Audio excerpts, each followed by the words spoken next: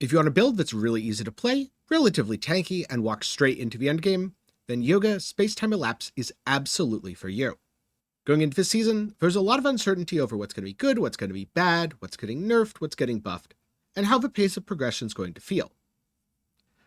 So I ended up going with a very safe starter, that being Youga Spacetime Elapse Mind Control, a build that's been around for quite a long time now, and tends to be one of the best choices when it comes to something that's both fast and easy to play. The campaign was very, very easy, and I got to time mark 7 without any difficulty at all.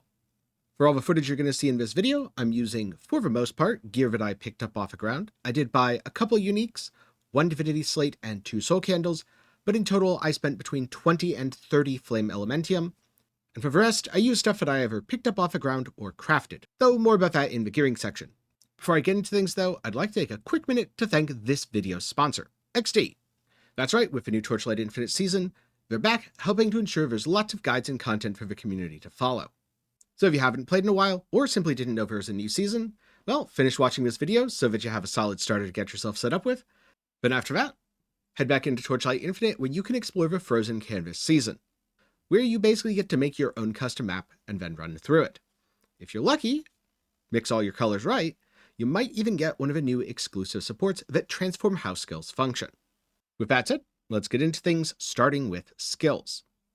Now, the centerpiece of this build is Mind Control, which is a channeled, persistent damage over time effect that lasts about 2 seconds on an enemy, which means it has a few really interesting features. The first of which is, even if you stop dealing damage to an enemy for a short duration, such as going out of range to dodge a mechanic, your damage will persist. And second of all, because it is a skill dot build, that means it's going to be perfect for reap purification.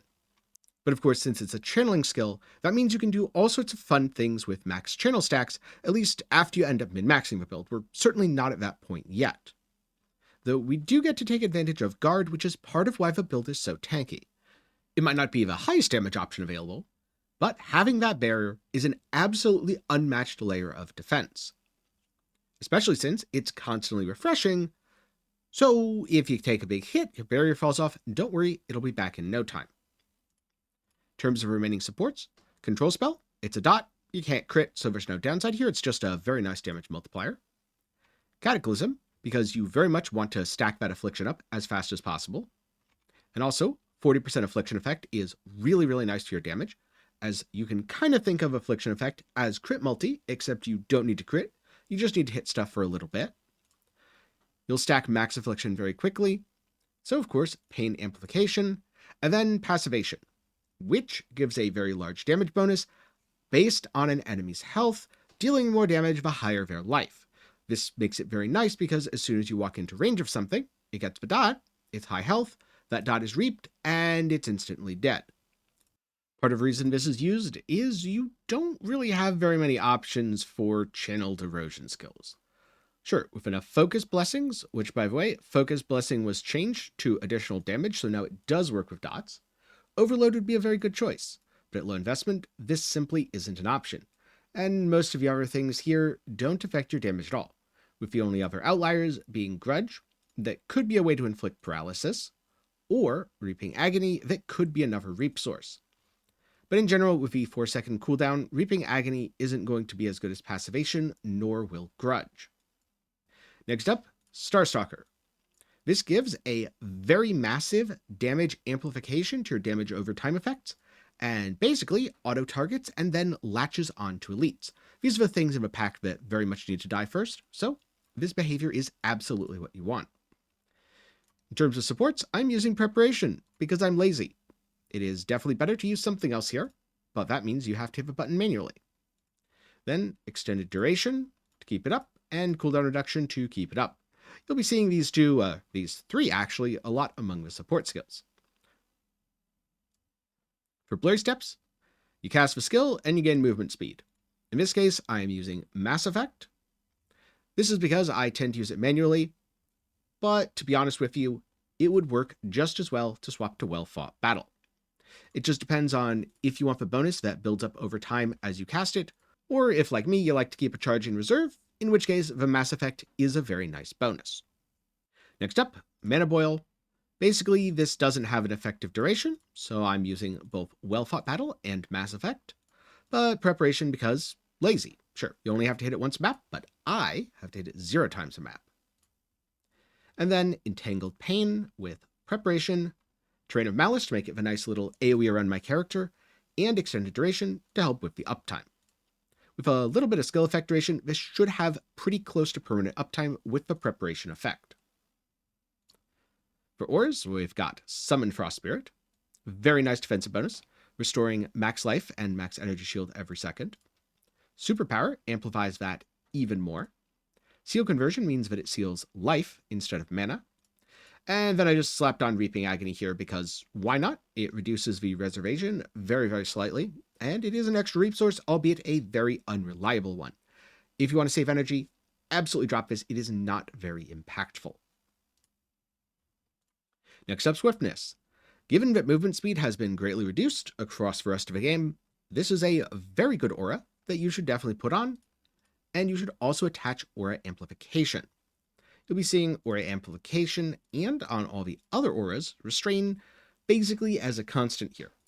Getting the sealed mana compensation means you can actually use all of these auras, because if you just tried to put on a couple 50% and a 10%, well, last I checked, and I could be wrong, correct me down below, but 110 is bigger than 100, therefore it wouldn't work. With a mana compensation, it's totally viable. Though, as you can see, there is not much room to drop these. Then Aura Amp makes the aura more effective and has a very, very low effective cost. In fact, in this case, it actually lowers the mana the aura reserves because of a Warlock tree. Now, here I have Precise Erosion Enhancement just because one of them happened to drop while I was playing. Regular is totally fine. It's a very small less bonus, but it doesn't matter too much. And I've also got Energy Fortress, which is a huge defensive boon for this build. And that rounds out the auras. In terms of Soul Candles, this was erosion damage. It was like 1 Flame Elementium. And then this is some res and some damage. And it was like 2 Flame Elementium. So basically the absolute cheapest junk that I could find, because cheap stats are better than no stats. Next up we have Talents. And this is where I'm going to do one of those do what I say, not what I do things. So right now I have Plague, which is really good. This one you should do. Plague is very good. But I also have Forbidden Power, which is 40% additional erosion damage, minus 15% LE res. I am using this because I can walk through Time Mark 7 faster and not die, even though this uncaps my resistances. Most of the time, you should be using either Subtle Impact, if you're speed farming, or Poisoned Relief on bosses.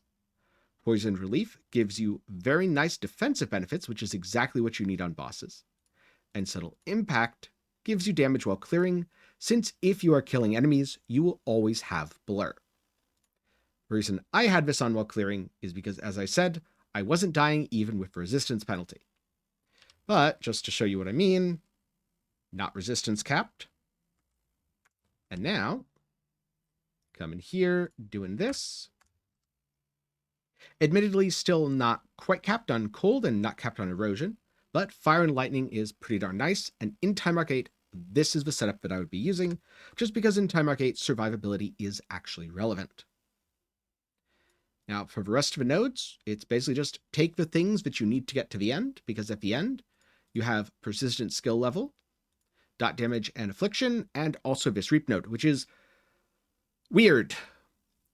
It doesn't make any sense at all, because when you put 2 ranks into it, it doubles the cooldown, which means effectively it does nothing. But Persistent Skill Level is really good, so you take it anyway. Also, if you watched my leveling stream and you're like, wait a minute, wasn't that 1/2 the other day? Yes, it was. It has been nerfed. So, yeah, you're not going crazy. Now, aside of that, coming down here for the additional damage applied to life, very rarely will Energy Shield be a thing on enemies, so this is a very potent bonus. After that, Psychic. Basically, you have to take this tree for Reap Purification, but also its bonuses for damage over time effect are pretty darn good. And here, Affliction is the best option because you want as much Affliction effect as possible, though technically if you wanted defenses, you could use Holiness, but it's not worth the damage cut here. Now, in terms of the nodes, there are a couple that stand out and require talking about.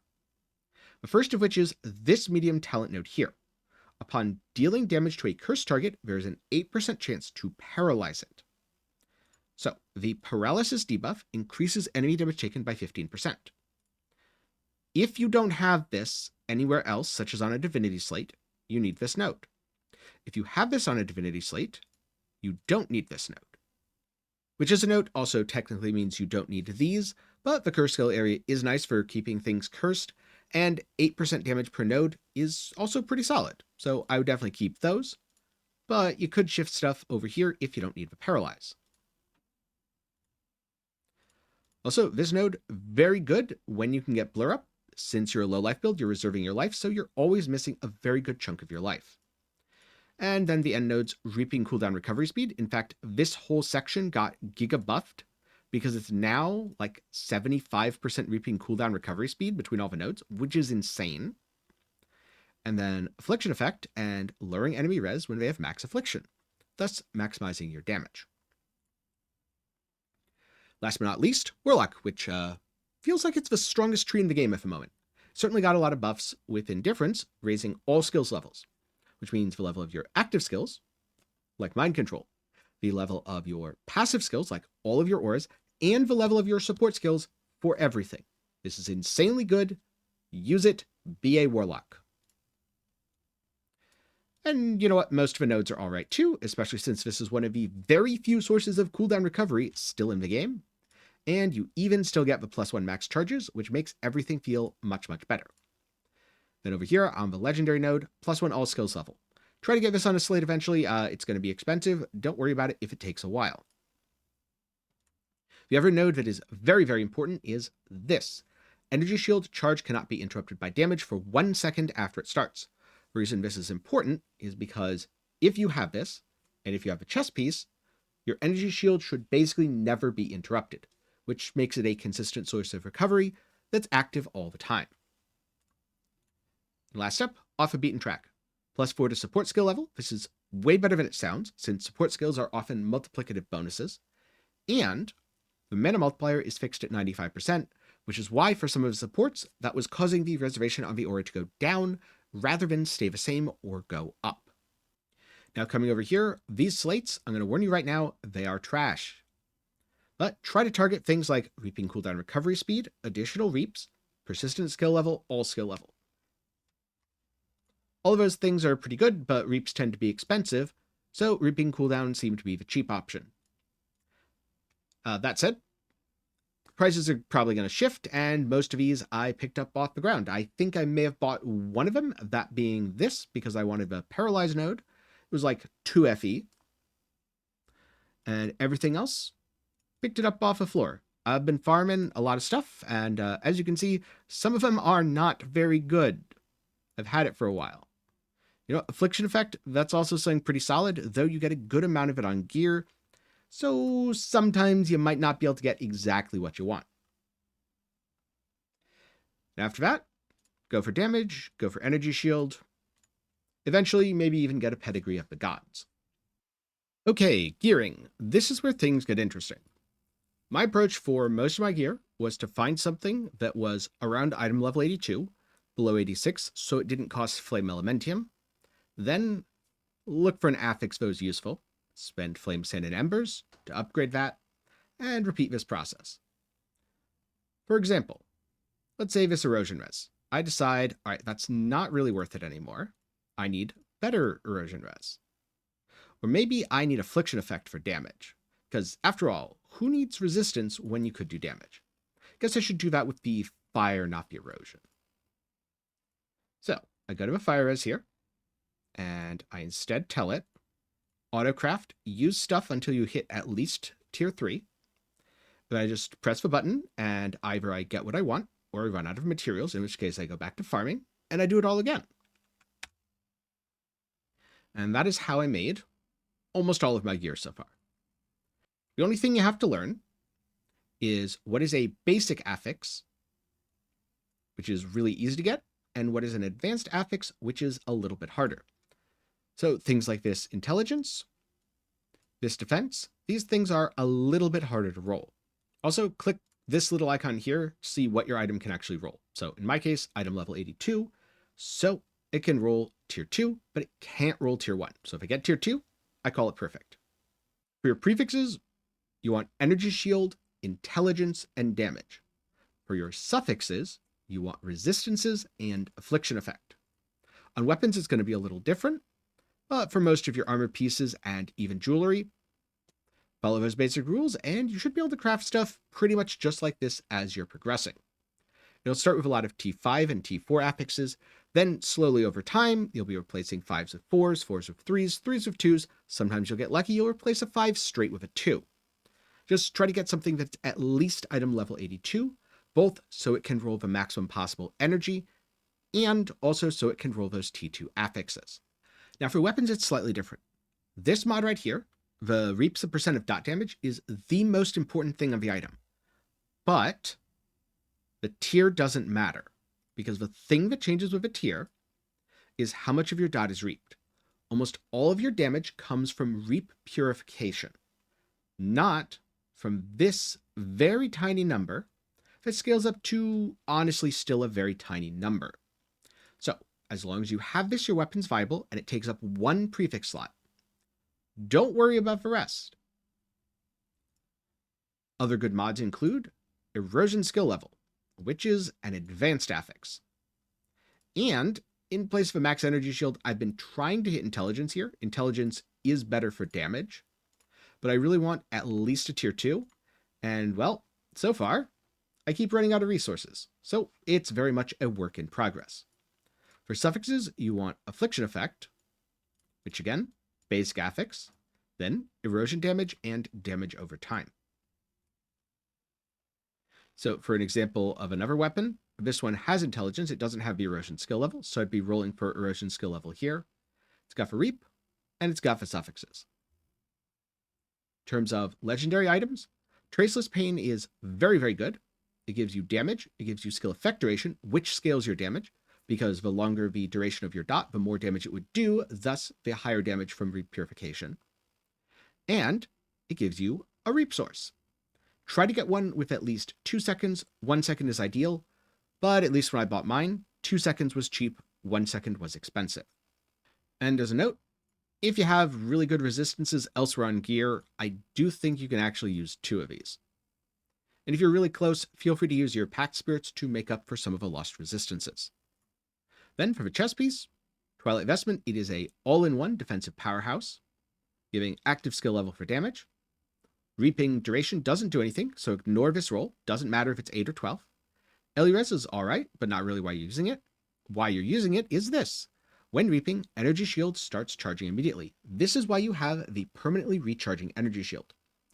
Just as a note, this roll goes from a very low -36 to a very high +12. So try to get something that is at least positive or close to 0 if it absolutely has to be negative due to cost. That said, this was like 3 FE, so sometimes you get lucky or sometimes you find a good deal. Then last up, Feline Steps. Now, you might be thinking, wait a minute, why aren't you using King's Boon when those give you way more energy shield and about the same damage? And yes, I tested this on a dummy, and they do give about the same damage. But this gives stacks of deflection when reaping. Deflection is a 10% damage reduction, and it stacks up to 3 times. When you get hit, these go away, but every few seconds you reap 3 times, thus bringing them all back. And the reaping cooldown recovery speed, about 60% with a base 4 agility blessings, feels pretty darn nice as well. On the other hand, King's Boon makes you take increased damage over time. So overall, I found that my character felt much tankier and performed better, especially in Time Mark 8, using Feline Steps over King's Boon. Plus, this means I can continue to scale my damage by stacking up a few more agility blessings. Then, last but not least, hero items. So for Spacetime Elapse, you don't really get very many choices. It's basically just Spacetime Pause versus Spacetime Curse. To make use of Spacetime Curse, you need, well, a lot of curse effect. I don't have a lot of curse effect, and that requires specific gearing. So Spacetime Pause really isn't a choice for low-level gearing yoga. Then for your support, toss in cooldown recovery speed. That way you get the spacetime up way more frequently. Then for memories, look for things like intelligence, damage, affliction effect, movement speed, and reaping cooldown. In this case, I have a memory of origin with intelligence that has damage and affliction effect. Exactly what I'd want. Here, I've got reaping cooldown. Evasion base, not that great, but it was the only orange memory I've dropped so far, and so I'm using it because I got lucky and it's cool.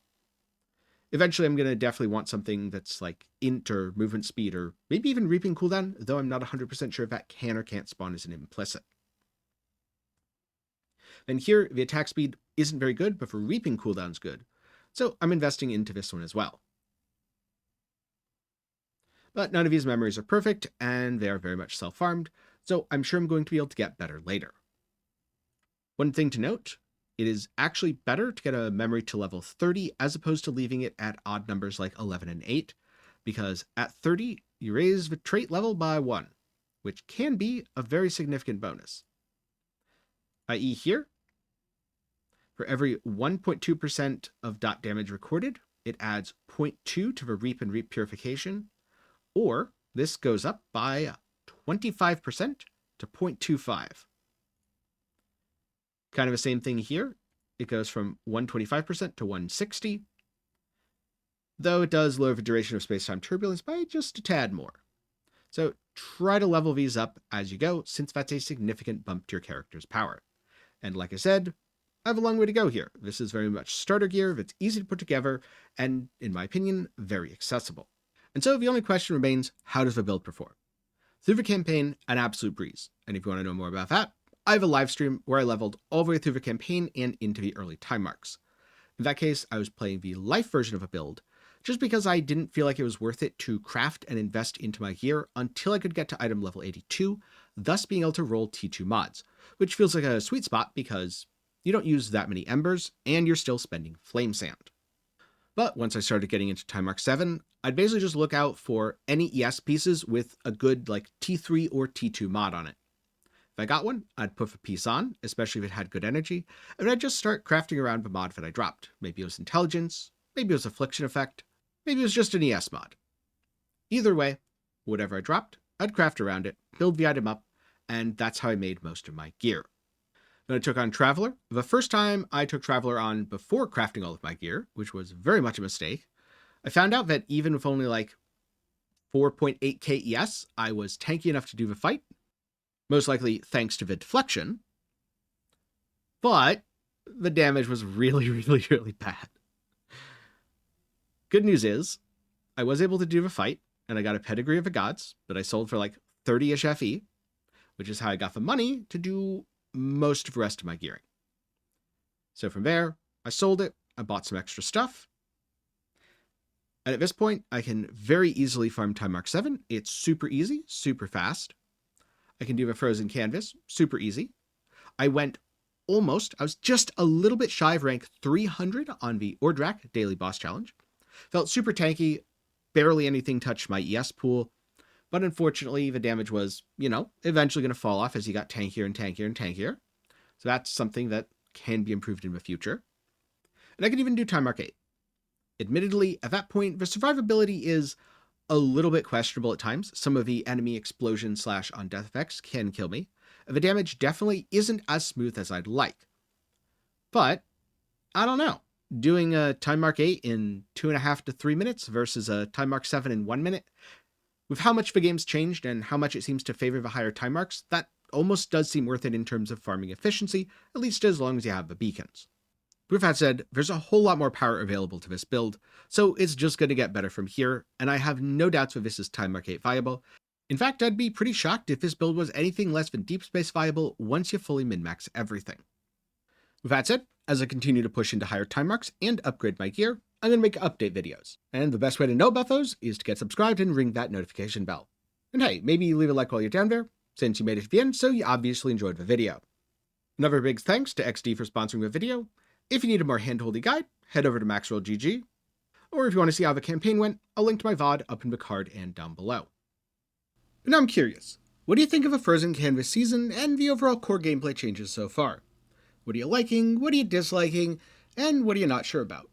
For me personally, my favorite thing so far is the return of the old style of Confusion card, where they apply to every map rather than just the last one. I really like this. I think it makes the Neverrealm feel way more vibrant, and I'm glad they changed it. On the other hand, one thing I am very much not liking so far is the pace of progression going from Time Mark 7 to Time Mark 8, where it really feels like the drops in Time Mark 7 are nothing, and then drops in Time Mark 8 are significantly better, and I'm guessing that Profound 8 is even better again, and Deep Space better again from that. As for unsure about, the Frozen Canvas. So far it hasn't felt super rewarding, but it could also just be that I'm doing it wrong, so I'm going to keep giving it a chance, and at the very least, keep playing it until I drop several of those exclusive supports in and see how much they sell for. But I look forward to seeing some of your thoughts down in the comments below. For now, thank you very much for watching to the end. I'm glad you enjoyed, and I'll see you in the next one.